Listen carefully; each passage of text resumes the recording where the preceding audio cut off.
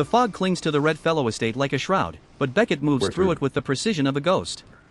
After months of accidents and quiet disappearances, he's finally inside the inner sanctum. He isn't carrying a tactical rifle or a sleek handgun, he holds a weathered recurve bow, the same one his mother used to teach him that a hunter's greatest asset is patience. Kill me! As he bypasses the high-tech security, we see the true cost of his journey written in the cold, hard lines of his face. Believe this. Beckett enters the study, expecting a fight, but finds only a man and his glass of scotch. Whitelaw Red Fellow doesn't reach for a weapon, he simply watches his grandson with a chilling, clinical pride.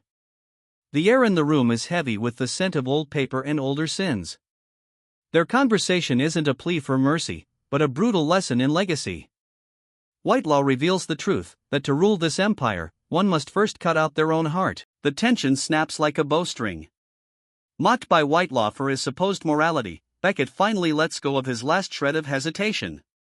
The first arrow is for the mother who was cast out, the second is for the life Beckett will never get back. As the patriarch falls, the camera stays tight on Beckett's eyes.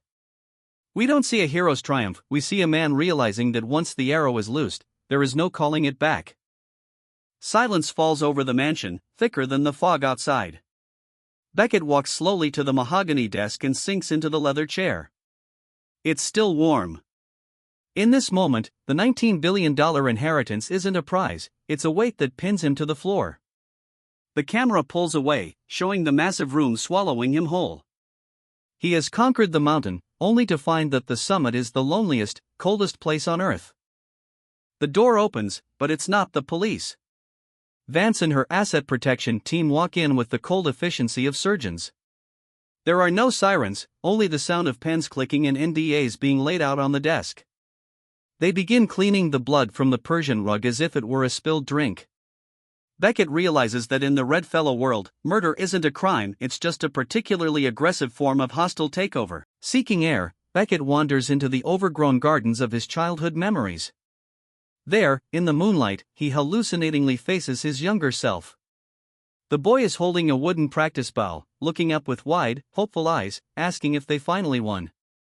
The silence of the adult Beckett is deafening. He can't tell the boy that the price of their safety was the very soul the boy is still trying to protect. The door opens, but it's not the police. Vance and her asset protection team walk in with the cold efficiency of surgeons.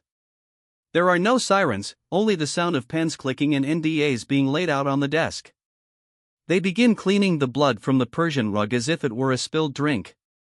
Beckett realizes that in the Red Fellow world, murder isn't a crime, it's just a particularly aggressive form of hostile takeover.